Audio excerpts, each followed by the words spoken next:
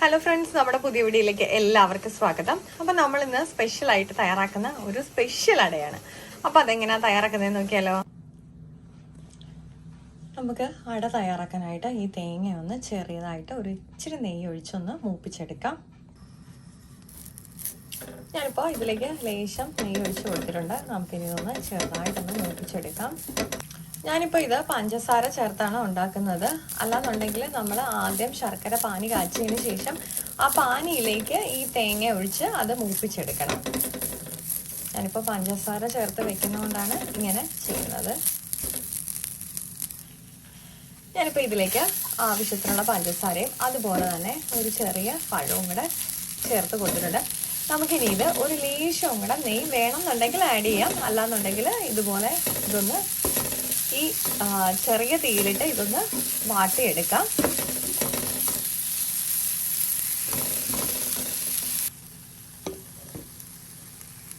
ഞാനിപ്പോൾ നമ്മുടെ പഴമൊക്കെ നന്നായിട്ടൊന്ന് ഉടച്ചു കൊടുത്തിട്ടുണ്ട്. നമുക്കിതിലേക്ക് ലേശം ചുക്കുപൊടി ചേർത്ത് കൊടുക്കാം.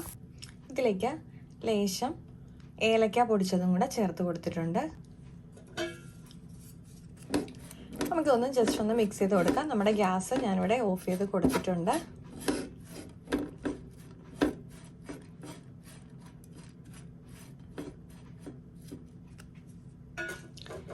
ഞാൻ ഇതിലേക്ക് ലേശം വറുത്ത് വെച്ചേക്കുന്ന എള്ളും കൂടി ആഡ് ചെയ്ത് കൊടുക്കുന്നുണ്ട്.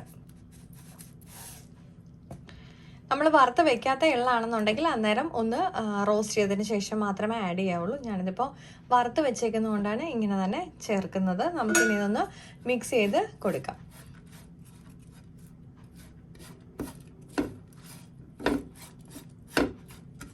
നമ്മുടെ ഈ 4 മണി പലഹാരം വളരെ ടേസ്റ്റിയാണ്. അപ്പോൾ കുട്ടികൾക്കാണെങ്കിലും മുതിർന്നവർക്കാണെങ്കിലും ഒക്കെ വളരെയധികം ഇഷ്ടപ്പെടുന്ന ഒരു സ്നാക്കായിട്ടാണ് ഞാനിവിടെ ഉണ്ടാക്കുന്നത്. അപ്പോൾ നമ്മുടെ അട തയ്യാറാക്കാനായിട്ട് ഞാനിവിടെ കുറച്ച് ഗോതമ്പൊടി എടുത്തിട്ടുണ്ട്. ഇതിലേക്ക് നമുക്ക് കുറച്ച് ഉപ്പും കൂടെ ചേർത്ത് കൊടുക്കാം. നമുക്കിനി ഇതിലേക്ക് നമ്മുടെ തേങ്ങയും പഴവും കൂടെ ചേർത്ത മിക്സ്ചർ ഇതിനകത്തോട്ട് ആഡ് ചെയ്ത് കൊടുക്കാം. നമുക്കിനി ഇതൊന്ന് മിക്സ് ചെയ്ത് കൊടുക്കാം. നമുക്കിനി ഇതിലേക്ക് കുറേശ്ശെ വെള്ളം ചേർത്ത് മിക്സ് ചെയ്ത് എടുക്കാം. ഞാനിപ്പോൾ ഇത് കറക്റ്റായിട്ട് മിക്സ് ചെയ്ത് എടുത്ത് വെച്ചിട്ടുണ്ട്. ഞാനിവിടെ 1/2 കപ്പാണ് ഗോതമ്പൊടി എടുത്തത്. അപ്പോൾ അതുകൊണ്ട് തന്നെ എനിക്ക് 1/2 കപ്പ് വെള്ളമാണ് ഇതിനാവശ്യമായത്. ഞാനിപ്പോൾ നമ്മുടെ അട ഉണ്ടാക്കാനായിട്ട് ഇല വാട്ടി എടുത്ത് വെച്ചിട്ടുണ്ട്. അപ്പോൾ നമ്മുടെ ഈ മിക്സ്ചറില്ലേ, നമ്മൾ മിക്സ് ചെയ്ത് വെച്ചേക്കുന്നത് നമ്മുടെ ഈ ഇലയിലേക്ക് നമുക്ക് വെച്ച് കൊടുക്കാം. അതിനുശേഷം നമ്മുടെ കൈ ഒരു ലേശം ഒന്ന് വെള്ളത്തിലൊന്ന് മുക്കിയതിന് ശേഷം നമുക്കിതൊന്നിങ്ങനെ നന്നായിട്ട് നമ്മുടെ ഇലയുടെ അനുസരിച്ചിട്ട് ഇതൊന്ന് പരത്തി എടുക്കാം.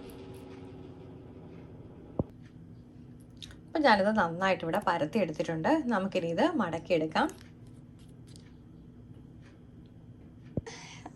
അടയെല്ലാം നമ്മൾ പരത്തി ഇലയിൽ എടുത്തിട്ടുണ്ട്. നമുക്കിനി ഇത് സ്റ്റീമറിൽ ആവി കയറ്റി എടുക്കാം.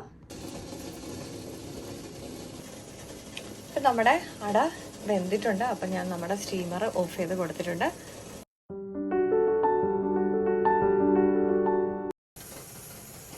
നമുക്കിനി ഇത് തണുത്തതിന് ശേഷം എടുക്കാം.